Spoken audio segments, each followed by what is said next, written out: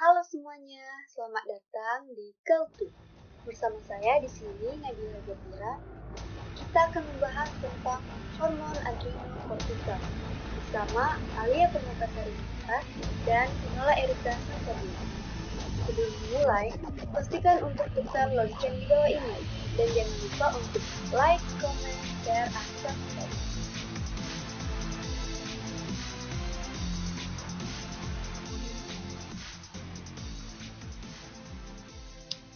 Oke, baiklah. Sebelum menjelaskan lebih lanjut, saya ingin bertanya nih, apa sih hormon adrenokortikal itu? Hormon adrenokortikal adalah hormon yang diproduksi oleh korteks adrenal. Kelenjar adrenal secara anatomi terbagi menjadi dua, yaitu korteks adrenal dan medula adrenal. Yang dihasilkan dari korteks adrenal dan medula adrenal itu apa saja? Medula adrenal menghasilkan hormon utama yaitu adrenalin dan non-adrenalin berkaitan dengan aktivitas sistem saraf simpatetik, sedangkan korteks adrenal menghasilkan beberapa hormon steroid. Yang paling penting adalah kortisol, aldosteron, dan androgen adrenal. Korteks adrenal ini berfungsi mensintesis hormon kortikosteroid yang disintesis dari kolesterol. Dan juga, korteks adrenal terdiri dari tiga lapisan nih, yaitu 1. Zona retikularis yang mensekresikan hormon kelamin yaitu androgen atau testosteron. 2. Zona fasciculata yang mensekresikan senyawa mengatur metabolisme tubuh, protein, dan karbohidrat yaitu glukokortikoid, hidrokortison, dan kortikosteron. 3. Zona glomerulosa mensekresikan senyawa yang mengatur keseimbangan air dan metaloid yaitu mineral kortikoid atau aldosteron. Produksi kortikosteroid baik glukokortikoid dan mineral kortikoid oleh korteks adrenal atau kelenjar adrenal diatur oleh kelenjar hipofisis, sentriol, dan hipotalamus beserta mekanisme negatif feedback. Kalau pengaturan sekresi kortikosteroid itu bagaimana ya? Terdapat dua hormon kortikosteroid yang disekresikan, yaitu glukokortikoid dan mineralokortikoid. Hormon adrenokortropin atau ACTH mengatur sekresi kortikosteroid, terutama glukokortikoid, sedangkan sistem renin-angiotensin mengatur sekresi mineralokortikoid. Keseimbangan produksi ACTH di kelenjar hipofisis anterior diatur oleh yang pertama kortikotropin reaksin hormon atau CRH.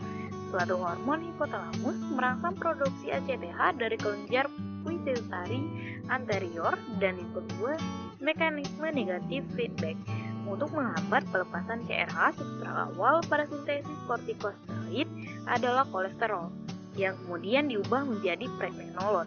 Tahap ini merupakan retailintiding step yang dipacu oleh ACFH dan angiotensin 2. Pada jalur pembentukan mineralokortikoid, pregnenolon diubah menjadi aldosteron melalui beberapa tahap. Pada tahap itu, angiotensin 2 berfungsi merangsang pembentukan aldosteron secara langsung dari kortikosteron. Pada jalur pembentukan glukokortikoid, pregnenolon diubah menjadi 17A hidroksin pregnenolon. Selanjutnya diubah menjadi hidrokortison melalui beberapa tahap. Glukokortikoid ini memiliki efek yang melibatkan interaksi dengan reseptor intraseluler yang mengatur proses transkripsi gen. Efek tersebut membutuhkan waktu yang lama. Glukokortikoid juga menghambat influx Ca2+ dengan saraf hipokampus. Dan efek tersebut berlangsung cepat tanpa melibatkan interaksi dengan gen atau non-genomik. Itu benar atau tidak sih? Ya, benar sekali. Glukokortikoid disintesis di korteks adrenal dalam bentuk kortisol dan kortikosteron. Disebut glukokortikoid karena efek utamanya adalah pada metabolisme karbohidrat dan efek utamanya adalah merangsang katabolisme protein dan gluconeogenesis. Glukokortikoid juga memiliki beberapa efek, antara lain pertama, efek metabolisme karbohidrat. Glukokortikoid meningkatkan sintesis glukasa dari sumber-sumber dan karbohidrat melalui proses neoglucogenesis. Glukokortikoid juga meningkatkan penggunaan glukosa oleh jaringan tubuh dan meningkatkan penyimpanan glukosa dan anti dan bentuk glikogen. Hal ini dilakukan dalam rangka meningkatkan kadar glukosa dalam darah. Kedua, Efek metabolisme protein. Glukokortikoid menekan sekresi protein di seluruh tubuh karena sama-sama amino diubah melalui gluconeogenesis menjadi glukosa. Namun demikian, di dalam hepar, sintesis protein meningkat. Hal ini menyebabkan kehilangan protein jaringan dan meningkatkan pengeluaran nitrogen sebagai urea di dalam urin. Ketiga, efek metabolisme lemak. Glukokortikoid memobilisasi massa lemak dari simpanan lemak dan jaringan glikos yang mengakibatkan peningkatan massa lemak ke dalam darah yang dapat digunakan sebagai sumber energi oleh jaringan. Keempat, efek pada darah. Glukokortikoid meningkatkan pembentukan sel darah merah oleh tubuh dan menekan pembentukan eosinofil. Dalam jumlah besar, glukokortikoid memiliki efek antiinflamasi dan anti-alergi, mengurangi peluasan rema, dilatasi pembuluh darah, infeksi sel darah putih, dan efek-efek lain yang terjadi dalam reaksi inflamasi terhadap cedera. Pengeluaran hormon ini meningkatkan sekitar 6 kali dalam merespons stres, seperti anxiety dan cedera. Wah, banyak juga ya ternyata. Nah, kalau mineralokortikoid itu gimana ya? Seperti halnya glukokortikoid, mineralokortikoid juga berinteraksi dengan reseptor intraseluler yang mengatur transkripsi proses sintesis protein. Tidak seperti reseptor glukokortikoid yang terinfeksi di jaringan, reseptor mineralokortikoid atau aldosteron terdapat di beberapa jaringan saja, misalnya ginjal, epitelio kolon, maupun kandung kemih. Peran terpenting dari aldosteron adalah pada tubulus ginjal. Peningkatan sekresi aldosteron akan meningkatkan reabsorpsi natrium kembali ke dalam darah dari urin dan kemudian menyimpan natrium di dalam tubuh. Secara signifikan, hal ini akan meningkatkan ekskresi kalium dari aliran darah ke dalam urin dan dengan demikian keseimbangan elektrolit dapat dipertahankan. Walaupun tidak terlalu penting, efek aldosteron juga terjadi dalam sekresi keringat dan saluran cerna.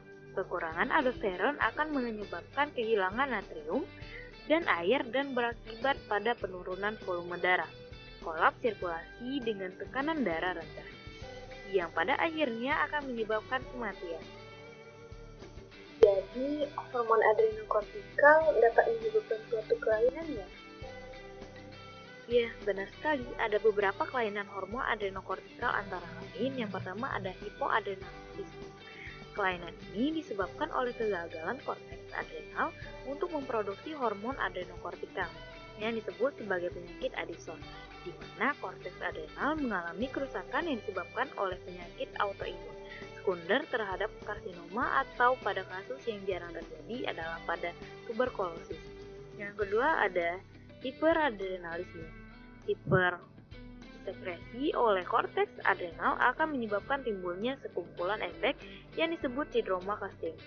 Sindroma ini terjadi oleh karena pembentukan kortisol secara berlebihan dalam jangka waktu panjang. Keadaan ini dapat disebabkan oleh tumor korteks adrenal atau tumor basofil dan hipofisis yang menghasilkan ACTH dalam jumlah yang berlebihan.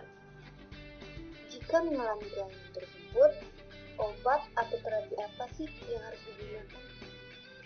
Pada hipoadrenalisme atau penyakit lisan, dapat diberikan kortikosteroid tablet yaitu prednison dan methylprednisolone yang digunakan untuk menghentikan kortisol, dan fluorocortisone yang digunakan untuk menghentikan aldosteron.